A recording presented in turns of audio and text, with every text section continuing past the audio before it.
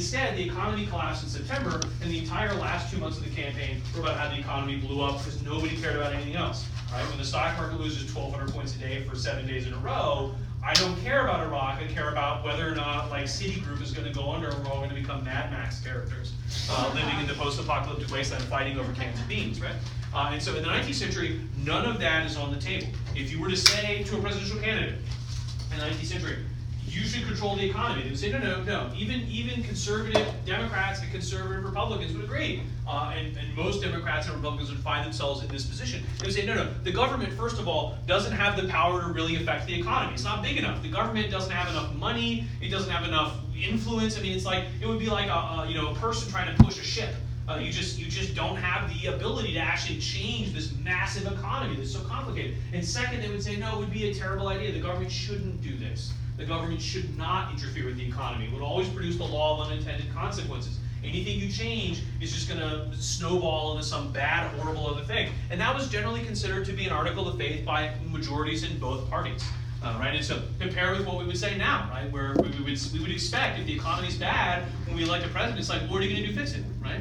And like, what are you going to do that he didn't do or he did badly or whatever, right? But in the 19th century, the idea was just the government just can't really do anything. And so if you look at the business cycles like the weather, sometimes it's sunny and sometimes it's raining. If people said, gosh, the government should do that, they would say, look, the government can't stop it from raining, right? That's not a thing we can do. So you say, okay, the government should at least try to make it not bad for people. What if you handed out umbrellas and raincoats? What the government would say is, we don't have the money to do that. And even if we did have the money to do that, we shouldn't.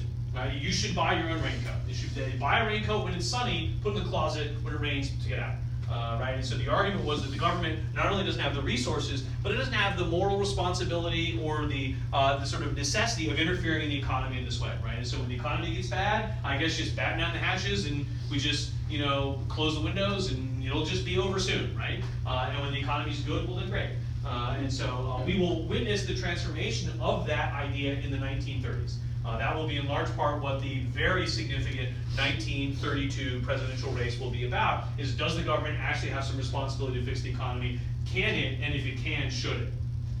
And of course the answer that Roosevelt, FDR, wins on is obviously yes, as opposed to Hoover, who would say kind of not really, right?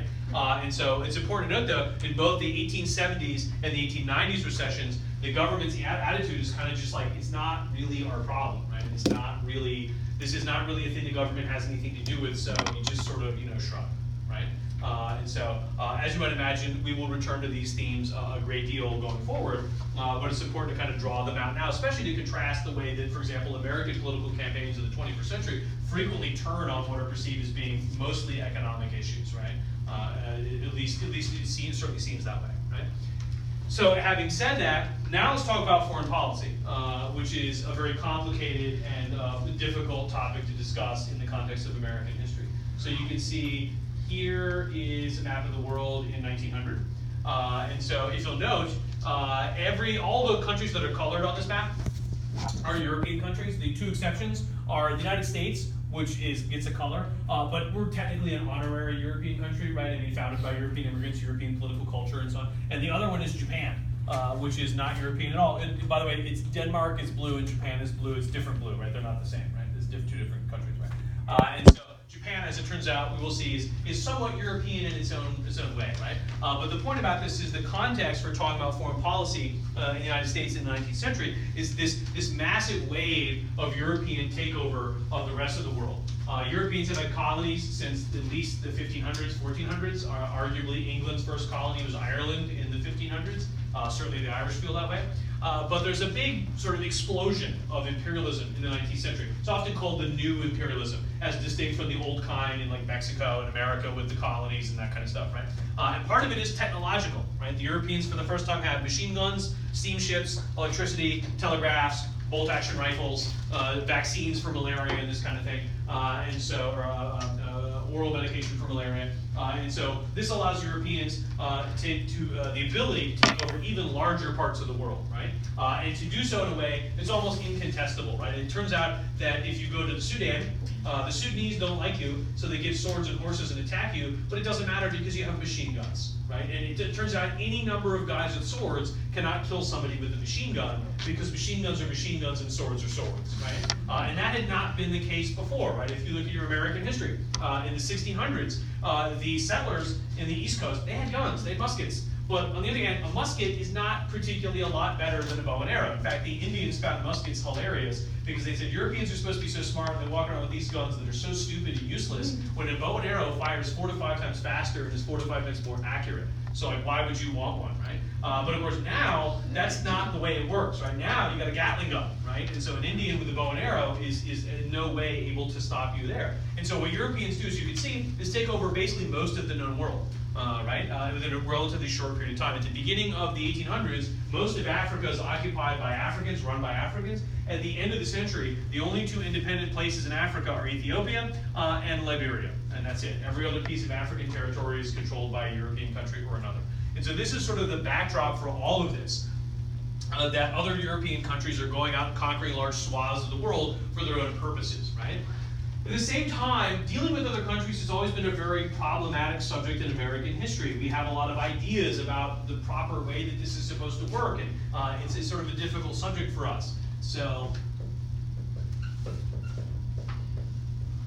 put some vocabulary up here.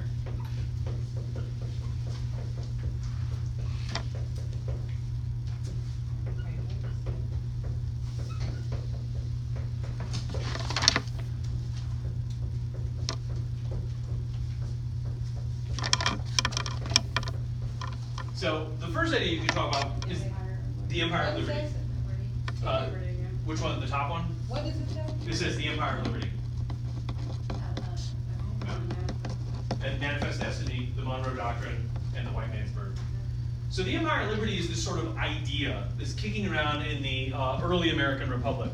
And when the Revolution ended, the new United States of America was basically the United States east of the Mississippi, right? It's the present-day United States east of the Mississippi. Only about half of that was actually states, right? The original 13 colonies. The rest of it was this Indian territory that we didn't know what to do with. So what are you going to do with it? Well, the obvious solution is turn it into states, right? Turn it into other states. And there was no procedure for that. There was no way to do it. We had to invent one, and we did. So there was this question about how would those states be organized, right? How would they work?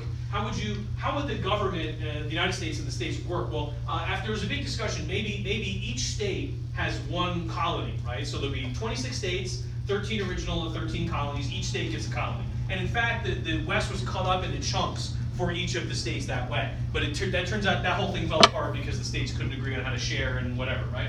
And also, people pointed out, why would you go to be a citizen of Connecticut and voluntarily move from Connecticut to, say, Kentucky and become a second-class citizen, right? Become a resident of a colony. Turns out, we know from the American Revolution, being a resident of a colony stinks out loud, and it's not good, you don't want it. So why would someone choose to do that? Why would someone go from Connecticut to Kentucky? And so Jefferson, in his typically elegant way, sort of cut through all of that and said the simple solution would be you should make the territory into states, new states, and the new states should be exactly the same as the old states. And so what if you admitted places like Tennessee, Kentucky, Ohio as new states, and they were exactly the same? There's no difference. Of course, that's what happened in the 1787 Northwest Ordinance. That's exactly what the federal government set out procedures to turn territories into states, right? And so having said that, the Empire of Liberty was Jefferson's phrase. We're an empire in that we acquire new territory, but unlike all previous empires in history, we're an empire of liberty, and our empire is different. We don't subjugate territory. We don't conquer it and turn it into second-class colonies or whatever. Instead, when we add territory to America, what do we do with it? We turn it into other states, right? We take the territory and we turn it into new states. And those new states are the same as the old states. And so if you think of America as this land of liberty, well, gradually it just expands, right? We just get bigger and more free, and that's it. Other countries have colonies, right? England has Canada, South Africa, Egypt, India, Australia. Are those places, is it the same as America? No, the British notably do not turn their colonies into Britain. right? They don't add to the core territory of their empire. We know that they don't because we wouldn't have revolted if they had, right? Instead, they treated us like second-class citizens, and we didn't revolt. Right? There are some exceptions, of course, because the UK in the 19th century is the United Kingdom of England, Ireland, Scotland, and Wales, right? But for the most part, the British have a clear distinction between the country and the colonies, right? We don't do that. And so that was Jefferson's idea, right? Is when we add territory to our country, we behave in a different way. Our country is sort of founded, conceived of in a different idea, right? And so this also leads to a point about how, for many Americans, foreign policy was a very fraught topic. If you talk to the founding generation, Washington and Hamilton and Adams, when you talk about diplomacy, today we just mean countries talking to each other, right? Negotiating like things like trade, boundary disputes, refugee flows, and diplomacy is not necessarily good or bad. It's just like a thing that you do. It's just like negotiation or suing someone in court, right? It's just a procedure to try to resolve disputes between countries using talking and stuff, right? But diplomacy as a concept had originated in Europe with monarchs. And it was seen as a thing that was used by monarchs to sort of lie to each other, to trick each other. It was to start wars. It was sort of like reducing international relations to a game played by kings, right?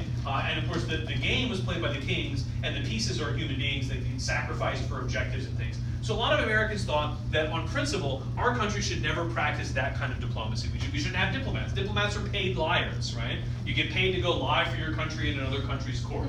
So we don't do that. We shouldn't do it. We should specifically avoid having that kind of a foreign policy because our job as a country was to inspire other countries to be like us, right? And we don't do that by interfering with them directly. That would be the kind of thing that other countries did to us, right? Britain did to us. Instead, we sort of passively inspire other countries to be like us, right? So when another country has a chance to change how their country's destiny is going to be, when they get an opportunity to decide what their fate is, they want to be like us because we provided them the kind of moral example, right?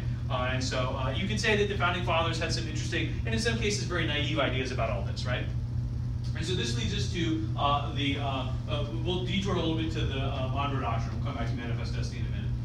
The Monroe Doctrine originates under the presidency of James Monroe. It turns out that James Monroe didn't think about it. It was John Quincy Adams who thought of it, but because he's the Secretary of State, he gets no credit. So it's not the Adams Doctrine, it's the Monroe Doctrine, even though Monroe didn't do very much else about it. And so in the course of 20th century history, most American presidents have a doctrine. There's a Truman Doctrine, there's an Eisenhower Doctrine, there's a Kennedy Doctrine, there's a Nixon Doctrine, there's a Reagan Doctrine, there's a Bush Doctrine. All of those doctrines are bullshit except for the Monroe Doctrine and the Truman Doctrine, which you need to know about and we'll talk about, right? The rest of them are just attempts by other presidents to get their name in the textbook too, so that you have to memorize what the Kennedy Doctrine or the Carter Doctrine is. They're nonsense, it's irrelevant. The Monroe, though, is a big one. What had happened is that South America was full of colonies in the early 1800s, the aftermath of the American Revolution, right? When we sort of let loose this idea that people can run their own countries and take control of their own destiny. Well, all of those South American colonies are run by Spain. Brazil, obviously, is the exception to Portugal, but let's talk about Spain first. And so all of the Spanish colonies, they started having revolutions as well. And their revolutions were remarkably similar to the American Revolution. If you talk to the South Americans, you said, why are you revolting? They'd say, look, we're proud people. We want to run our own country. The people from Spain, they call them peninsulares from the Iberian Peninsula. They boss us around, tell us what to do, treat us like second-class citizens. We're tired of it. We want to run our own country. And so if you look at someplace like Colombia or Peru or Venezuela, and you replace that country with America, and you replace Spain with Britain, it's basically the exact same story, right? The people of blank country are tired of their colonial overlords, the blanks, so they revolt. And the Americans see that as well. They say, look, they're doing what we're doing, right? We did it in 1776. Now in the 18 teens, they're doing it, right? The Peruvians, the Colombians, the Bolivians, the Ecuadorians, the Venezuelans, they're doing the same thing. And we should be proud that we provided them such a good example. They want to emulate us, right? There's even a George Washington in South America. His name is Simon Bolivar. Who tries to form a United States of South America, which doesn't work, as it turns out. You may know Simon Bolivar from such things as the country of Bolivia, which is named for him. Also, the currency in Venezuela is called the Bolivare, which is named for him. And the late and unlimited tin pot dictator of Venezuela, Hugo Chavez, he actually called his socialist revolution, he called it the Bolivaran Socialist Revolution. To give it the greatest legitimacy possible. And at one point, about a decade ago, they dug up Simon Bolivar's body, who was buried in Venezuela, and they wrapped him in the 20th century Venezuelan flag and then reburied him, which is like, just leave the guy alone for God's sakes, right? But Hugo Chavez was on a roll there, so he decided to do that. His favorite thing to do, by the way, was just weird, was he had a TV show called El Presidente, which everyone had to watch. And he used to broadcast it from like sugarcane fields or like factory floors, and they would come set everything up, and he would take phone calls for like 24 hours. And he had like music and singing and dancing and also phone calls and also speeches. And it was this really weird, like, is it a TV show? Is it a performance art? Is it a political rally? It's sort of all of them at the same time. And so that was his thing to do. But unfortunately, if you were interested in anything else on TV,